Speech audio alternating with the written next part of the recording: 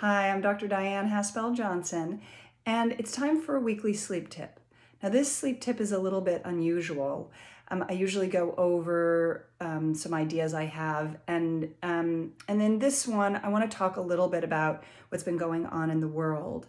You know, all of the stress and all of the horrors and the anxiety-provoking uncertainties, scary things going on, and how that disrupts sleep. And you know, the recent events in Highland Park, Illinois, with that shooting touched me very personally and deeply because I spent some of my childhood and adolescence in Highland Park, and my husband's mom is from Highland Park, so I have a particular connection there. And I was thinking about how so many of us just ask people to treat each other with more kindness. And I think that that is something that is so important.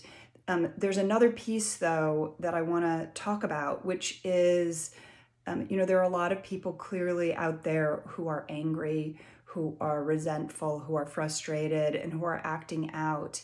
And one suggestion that I have, one piece that I think is maybe something that we can all do, is to listen to each other a little bit more and a little bit more compassionately, and to talk to each other. And you know, there are these people who are really angry. All of us experience anger. It's part of our fight response, our fight to survive. And sometimes it can get skewed, and that anger can overtake people. So what I would suggest is, if you feel angry, if you feel frustrated, if you feel rage, that you find someone to talk to. There are a lot of professionals who can help, and there are hotlines that can help. And also, you know, if there's someone, a friend or a family member or someone in the community that that you can talk to, I would just suggest going and asking them, saying, I'm having a problem, and can you just listen to me?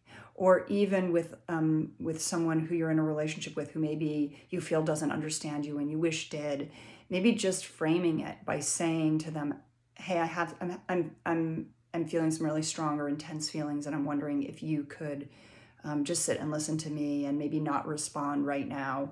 Maybe you can respond tomorrow. But if you could just hear what I'm saying, because I'm struggling. That's one thing. And I would also suggest that maybe if someone does come to you, or if you notice that they're upset or they're angry, and it's someone that you care about or have a relationship with, that maybe you can ask them, and then rather than being defensive or responding in that moment, even if they say something that upsets you, just taking the time to be available to listen, to make sure you're understanding what they're saying and what their experience is. It's their experience, and for them that's real. And even if they're saying things that where you're like, that's not the way it is, there's also this, and this, maybe save that for later, save that for a different day of conversation, and then you can go back to them. But if you can be available to hear them, maybe you have more capacity, and you want to focus on being kind and being compassionate and being warm and empathic.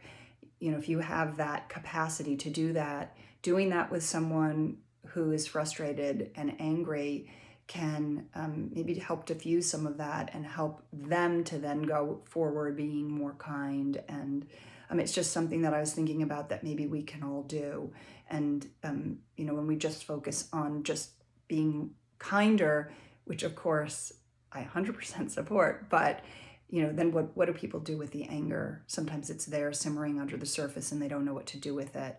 So I think maybe if we can just listen to each other, even when it's unpleasant, and sit and observe people's suffering without looking away, maybe a little bit more to our capacity, to the degree that we can, I think that might be helpful. And we might all sleep a little bit better at night doing that. It's a great service, I think. And it's an honor and a gift to be able to sit with someone in their suffering and help them just compassionately in that moment. So I hope this helps, and I wish you safety and health and happiness and sweet dreams.